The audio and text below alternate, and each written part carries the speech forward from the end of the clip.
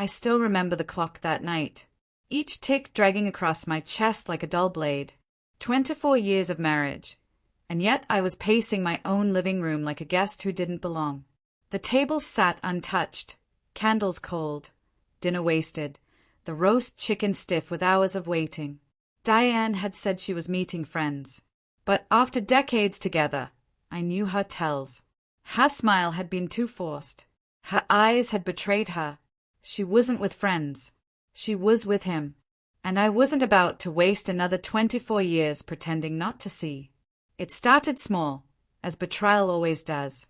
Her phone never left her hand.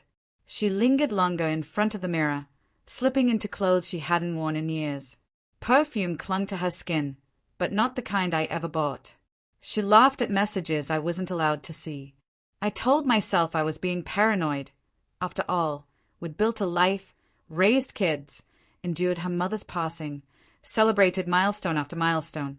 Who betrays after all that? But then came the lie. Girls' night, she'd said, sliding into a black dress I hadn't seen since our youth. It hugged her like a promise she no longer made to me.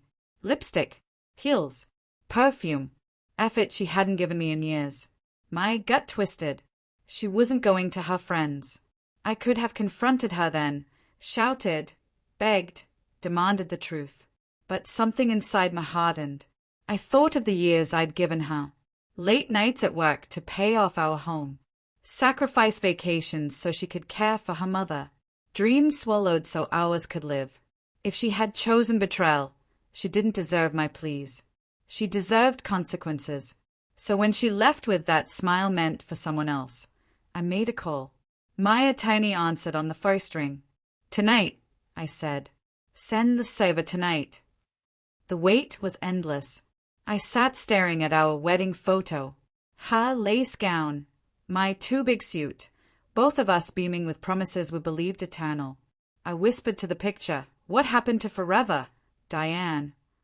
The house creaked with emptiness. Every sound reminded me she was elsewhere, laughing, whispering, kissing lips that once swore loyalty to me. Then, tires on the driveway. Diane walked in flushed, alcohol sweet on her breath, her eyes carrying a sparkle I hadn't seen in years. She froze when she saw me waiting. "Tom," she whispered, "you're still up?" "Yeah," I said flatly. "I was waiting."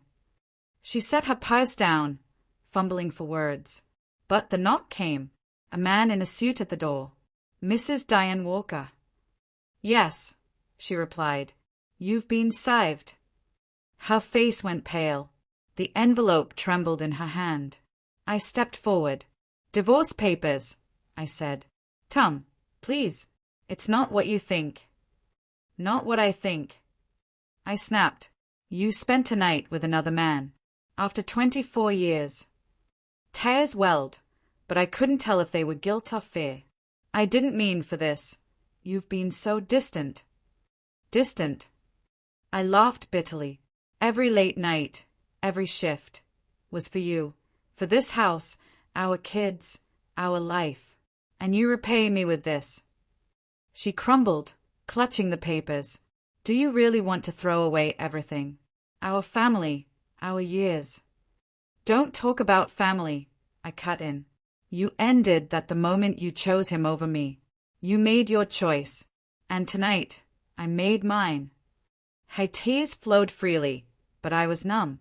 All the nights, the laughter, the milestones, weighed down, poisoned by her betrayal. I stood. "I'll sleep in the guest room. Tomorrow, you can start packing." "Tom, please. I still love you." I paused at the doorway. "You don't love me, Diane. You love the idea of me here while you chase someone else. That's not love. That's convenience." And I left her sobbing. The weeks after blurred into lawyers, paperwork, hushed talks with our kids. My daughter wept, blaming herself. My son clenched his fists, refusing to look at her. Diane begged, but my resolve only hardened. The image of her smile that night would not leave me. The divorce was finalized months later. We sat across in silence, her face pale, her eyes swollen. "I never thought it would end like this," she whispered. Neither did I said quietly. But you made sure it did. She reached for my hand. I pulled away. That was the last time we spoke. Now, months later, the house is quieter but lighter. I still set 2 plates sometimes. Still catch her perfume in the pillows. But the silence no longer suffocates. It heals. I learned betrayal doesn't just shatter your heart. It reshapes you. It forces you to discover who you are without the person you thought you couldn't live without. Diane went on a Friday night date, and I sent her a process server.